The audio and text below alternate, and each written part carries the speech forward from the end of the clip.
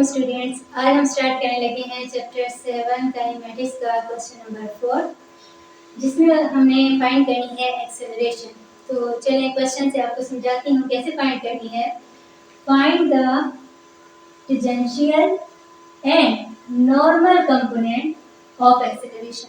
हमने टेंजेंशियल और normal component find करना है ऑफ अ पॉइंट, एक पॉइंट का डिस्क्राइबिंग द एलिप्स, जो कि इलिप्स को मतलब फॉर्म कर रहा है। डिस्क्राइबिंग का यहाँ मतलब है कि पॉइंट जब मूव करता है तो वो इलिप्स की फॉर्म में मूव करता है। उसकी इक्वेशन उन्होंने हमें दी है विद यूनिफॉर्म स्पीड भी, यूनिफॉर्म स्पीड के साथ चल रहा है when the particle is at 0 and b। अब ये पॉइंट भी हमें दिया गया है कि जो हमने कंपोनेंट फाइंड करने हैं उनकी वैल्यू इन पॉइंट्स पे फाइंड करके देनी है। तो यहाँ पे मैं आपको पिक्चर के जरिए भी बता देती हूँ। अब एक पॉइंट है ना, वो जो मूव कर रहा है तो वो एलिप्स की फॉर्म बना रहा है।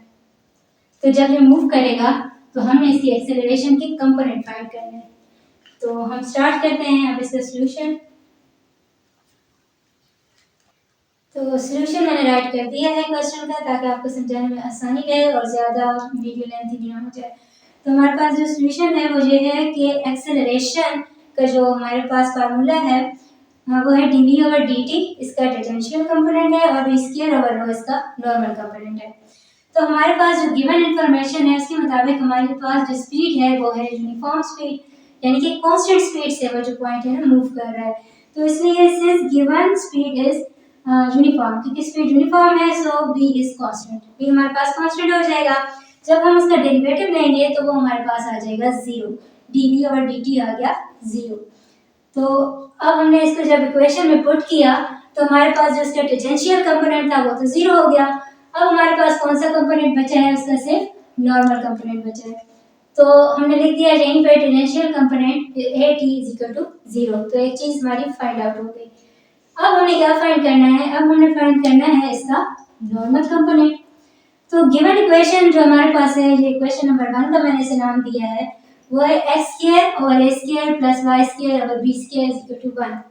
इसको हम पहले सिंप्लीफाई करेंगे क्योंकि इसी के अंदर हमारे पास y है जिसको हम बाद में डेरिवेट करके रो फाइंड आउट करेंगे। तो हमारे पास ये एलिप्स की इक्वेशन है, इसको हमने सिंप्लीफाई किया है एलसीएम लेकर। तो a² और a² b² और x² के साथ b² y² के साथ a²। अब ये जो हमारे पास a² b² था वो 1 से जाके मल्टीप्लाई हो गया और ये इक्वेशन सिंप्लीफाई हो गई। इसको मैंने नाम दिया है इक्वेशन नंबर 3 का। अब हमने फाइंड आउट करना है रो, जिसमें हमें चाहिए dv और dy/dx, यानी कि एक बार भी y का डेरिवेटिव और सेकंड टाइम भी इसका डेरिवेटिव होना चाहिए।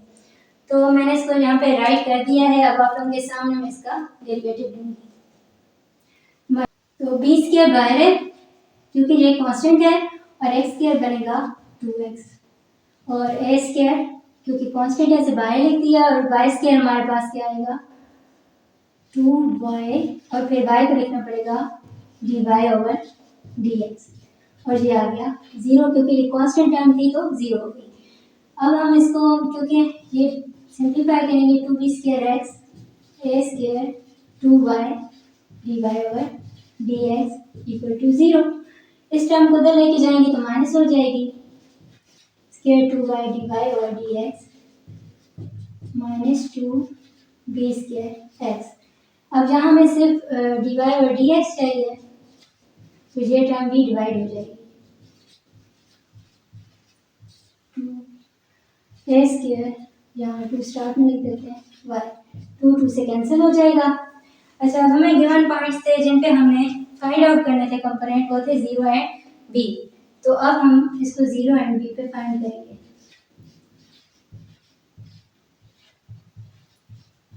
तो हमारे पास ये 2 तो कैंसिल आउट हो गया ना, b² और a² माइनस x की जगह 0, y की जगह b, क्योंकि 0 से जो भी चीज़ मल्टीप्लाई हुई और डिवाइड हुई तो 0 हो जाएगी। तो dy/dx हमारे पास आ गया 0। अब हम इसको सेकेंड टाइम डेरिवेट करेंगे। dy/dx इसका लेना है हमें फर्स्ट डेरिवेटिव का। तो यहाँ पे क्योंकि ये कांस्टेंट है इसे हम बाहर रख लेंगे, हमारे पास ये तीन value d y over d x की। तो माइनस बी स्क्वायर ओवर ए स्क्वायर, यहाँ आएगा d over d x x over y. यहाँ पे हमें अप्लाई करना पड़ेगा क्वोशिएंट रूल। ये बनेगा d square y over d x square, constant as it is. अच्छा, अब हमारे पास y एज इट इज आएगा और derivative of x minus x as it is आएगा और डेरिवेटिव ऑफ y, नीचे आ जाएगा y स्क्वायर। अब हमारे पास जो x का डेरिवेटिव है वो 1 हो जाएगा, d square y dx square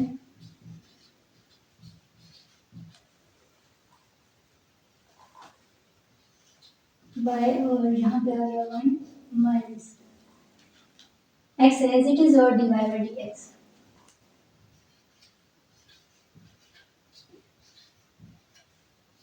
नीचे आएगा y का स्क्वायर। अब हमें फिर वही जो गिवन पॉइंट्स थे उस पे हमने फाइंड करना था, तो वो पॉइंट्स लिख लेते हैं 0 एंड b। तो x हमारे पास 0 होगा और y भी माइनस बी स्क्वायर और ए स्क्वायर।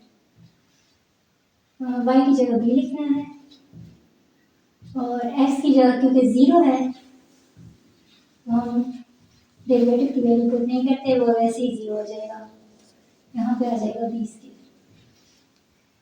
स्क्वायर से cancel out, b square y over d x square, ये हमारे पास आ जाएगा बी माइनस में ए स्क्वायर और ये टर्म 0 हो गई। तो बस यहीं पे हम इसको लिख लेते हैं। तो बी स्क्वायर कैंसिल आउट हो गया था, ये भी हमने इधर लिख लिया एंड 0 कैंसिल हो गया। अब हमने इसको रो में पुट करना है,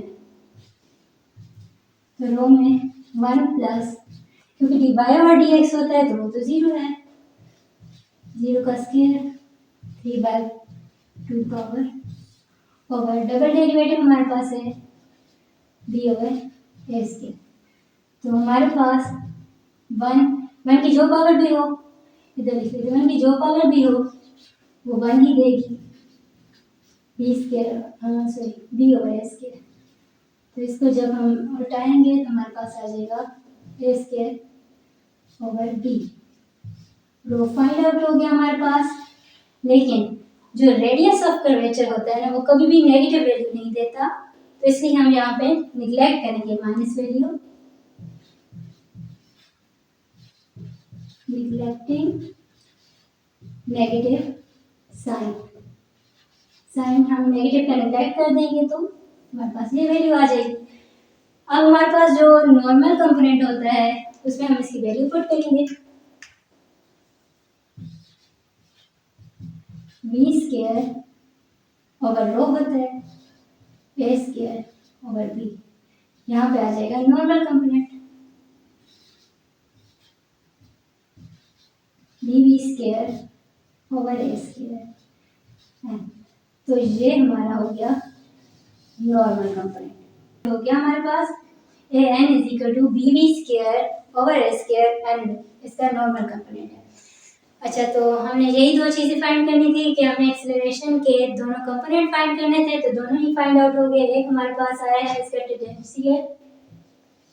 tangential component equal to 0 and इसका जो नॉर्मल कंपोनेंट है वो हमारे पास बी स्क्वायर ओवर ए स्क्वायर।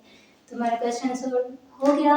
उम्मीद है आपको अच्छे से समझ आया होगा। इंशाल्लाह मिलते हैं नेक्स्ट वीडियो में क्वेश्चन नंबर 5 के।